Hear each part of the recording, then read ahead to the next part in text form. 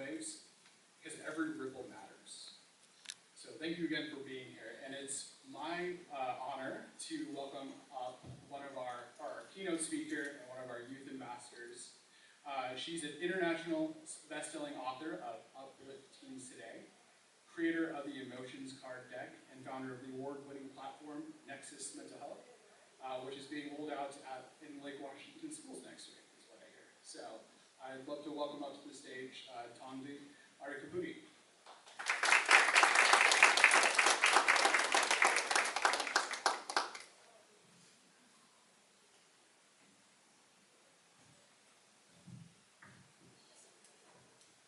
Hello, can everyone hear me all right? Yeah. Perfect. Good morning. I hope all of you are enjoying the fair so far and the event. Thank you so much, NAMI, for having me here today as a keynote speaker. I'm really excited to be here today and to enjoy this afternoon and morning with all of you as well. So I thought I'd start off by introducing myself. My name is Tanvi Arikapudi. I go to Inglemoor High School, and I'm a sophomore. I'm 16 years old. I'm the international best-selling author of Uplift Teens Today, Coping Strategies for Mental Health, the creator of the Emotion Cards Deck, and founder of Nexus Mental Health Hub for Schools, as well as the nonprofit Uplift Teens Today.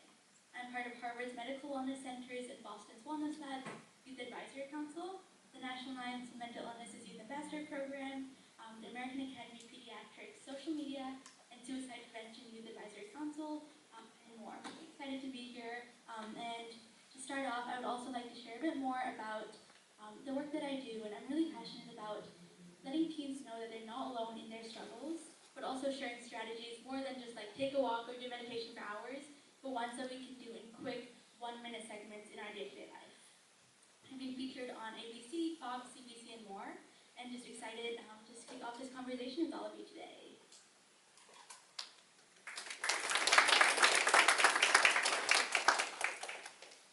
Next slide, please. Thank you. So I wanted to start off by talking about stigma. As all of us here today know what stigma is, I think it's important to define it one more time. Stigma is a mark of disgrace or alienating someone because of their personal experiences. So why don't we do an activity? Everybody stand up. I'm getting all of you active in the morning. Sit down if you know what stigma is. Okay, that was a test. All of you should know because I defined it. Okay, stand up again. We're going to do this 2 more times. Sit down if you've ever felt stigma. Ever felt stigma about somebody stigmatizing you because who you are or your personal experiences? It's okay if you didn't as well. Okay, stand up 1 more time.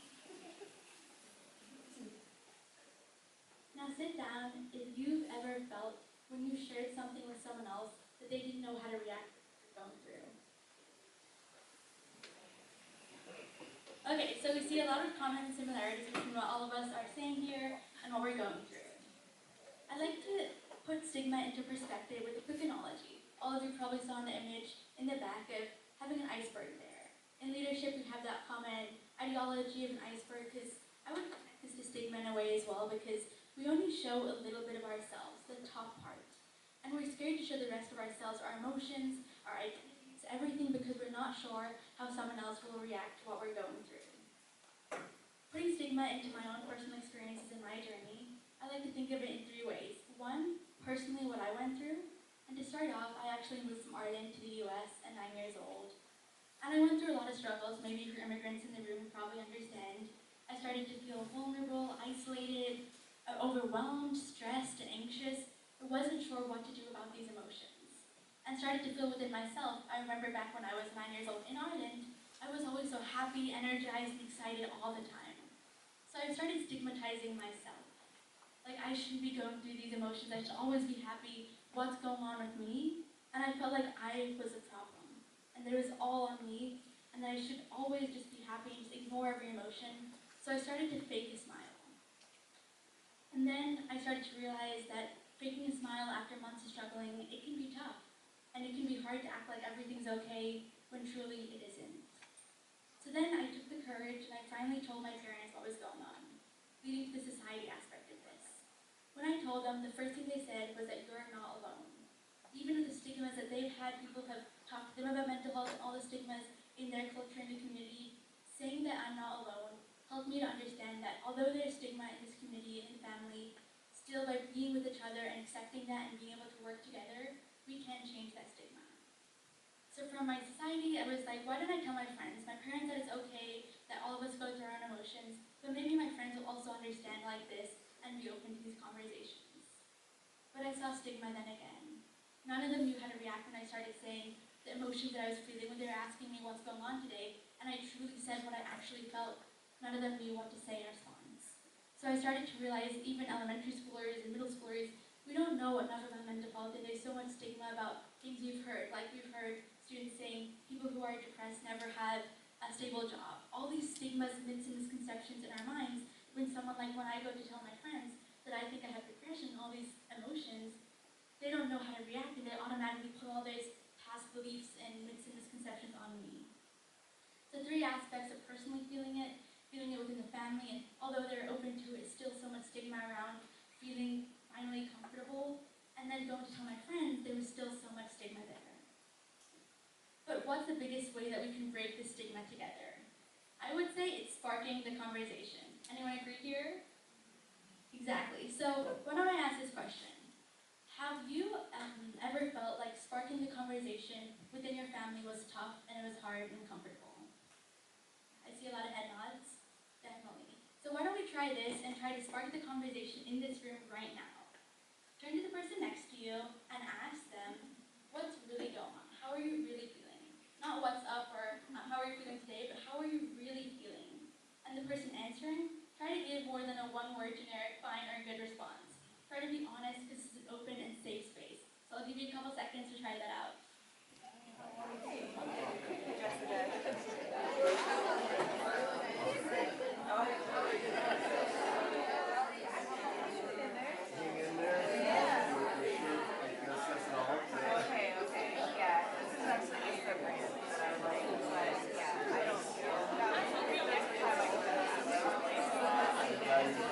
Okay, perfect. There are a lot of things up there.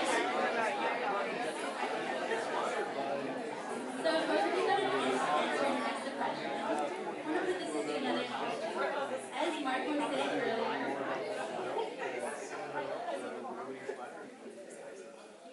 thank you. So hopefully that helped to understand, like, whenever I see my friends at school or teachers in the hallway, I'm always like, what's good? And they said, I'm feeling great today, how are you? Fine, and then we walk away. But sometimes taking that second to ask, how are you really feeling, can be that thing that changes someone else's day into a more positive and be like someone actually cares truly about how I'm feeling. So to start off, another analogy, like the ripple effect image around the room, I like to think of one spark of a conversation can ripple, not only create a safe space between you and your friend, but other people seeing it feel comfortable to start those conversations, and they can keep on rippling and rippling afterwards, even if you don't know that impact that you made by asking your friend what's really going on today it can change the world. And for me personally, after that conversation with my parents, understanding that each and every single one of us feels a wide range of emotions and that it's okay, I started to have a conversation, sparking it within my own head. And it led to 2 big realizations. One, that I wasn't alone. Millions of youth struggle with mental health every day, which is why all of us are here today. And stats show that 83% of youth face a daily mental health challenge, and that over 50% of lifetime mental illness cases start at age 14. With COVID being still in the midst and so many youth struggling with isolation from it, it's important now more than ever to have these conversations around mental health because youth are struggling. And so after that one realization, I was like, well, if there's a big problem, what's the solution to it? And as humans, for generations, for all the problems, we've created solutions to make things better and easier. But what can we do about mental health right now? And so that's when actually my mom shared a quick mindfulness technique. And after trying that 5 minutes, I felt calmer than ever before. So the second realization is really about, one, that all of us we're not alone, there's struggles that we all go through. And 2, if there's one strategy, shouldn't there be more? And I'm a very impatient person, so I wasn't looking for strategies like meditation for hours or taking big long walks, although they're helpful. I wanted things that we could do in less than a minute in our own day-to-day life. And so personally, after having that conversation with myself, I wanted to see how I can share these realizations with my peers. I wasn't expecting it to change lives or to have any kind of effect into it or impact. All I wanted was to have a space at school where youth could come, share, and feel less alone. And so that's the mental health advocacy Think Positive Empowerment Club that I created in 6th grade. And I gave youth a space to come after school, share what they're going through, and feel less alone. But what I didn't know is that unknowingly everyone started to comfort each other and share strategies that worked for them in the hopes of helping another person. And seeing that by sharing this journey, sharing these strategies, and having this space, I can impact a small group of people, I was like, how can I spread this school-wide? And so I decided to do a fair there, and did a fair at my middle school and high school, and just continued to do as many fairs as I could so that other youth know that they're not alone. And then I was like, how can I amplify this wider? How can I spread the message of sparking the conversation to more youth outside, even adults? So I decided to go on media. And it was a big struggle because I was personally dealing with my own mental health challenges and speaking in front of millions of people. It was hard at first. But I thought if one person on the other side of that screen sees this quick segment and be like, if a young person can talk about mental health, maybe I can start a conversation with my daughter, with my son, with my kid at home. Or I can have a conversation I haven't had for years with my family. And so with that goal, I started going on media and started at 13, sharing strategies every month for different demographics of people, just to simply try to spark the conversation. And after sparking the conversation through media, I felt like there was still something missing. So really feeling like there was something missing, I was like, what can we do more about mental health? And how can we continue to impact youth around this and spread the message wider globally and impact the entire world? Like at this point, I was really, really passionate about this.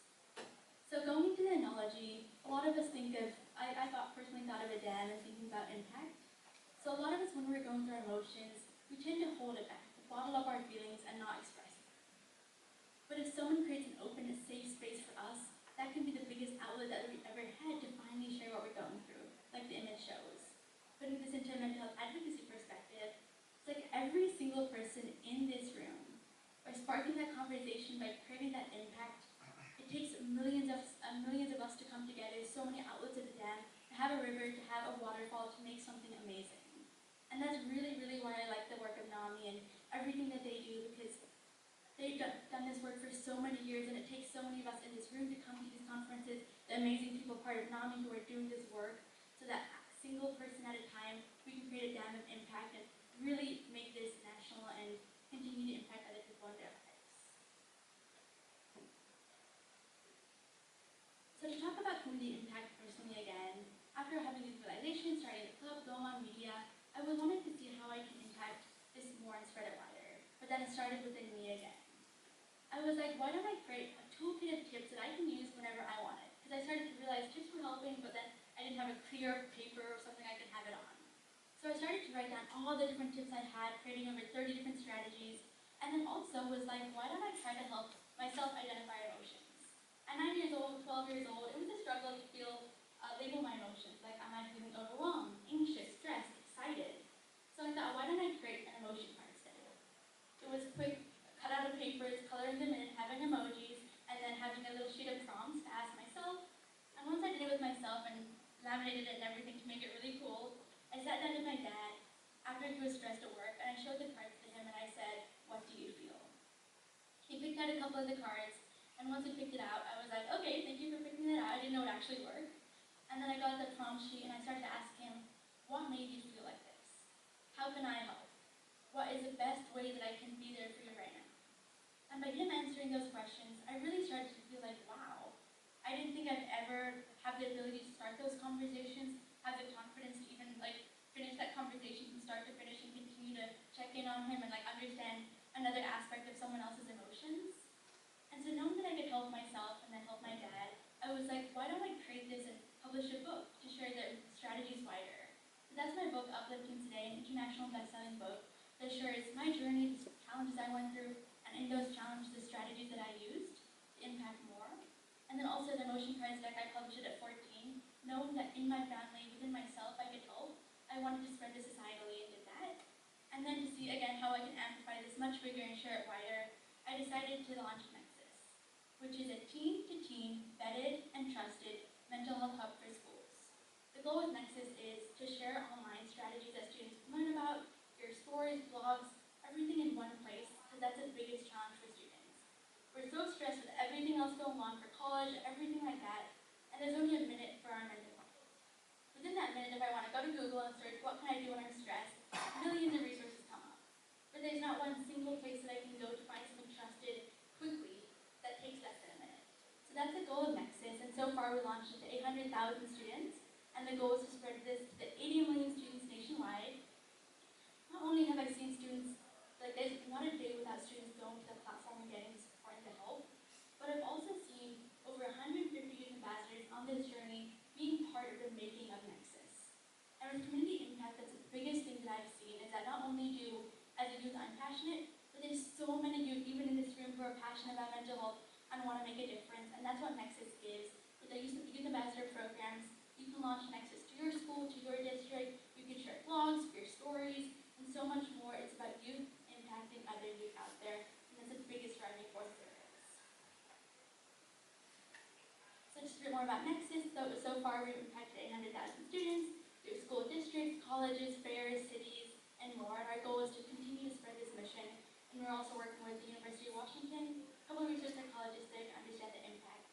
And we're seeing a big success within the 1 year of its launch. Nexus, a couple more unique parts about Nexus is that it has a 360-degree view of support. We have the online self-help resources, but also in-person events, fairs like this. We love bringing NAMI to the amazing fairs that we do because their work is just so big and amplified nationally, and all the work that each single one of them puts in is just phenomenal.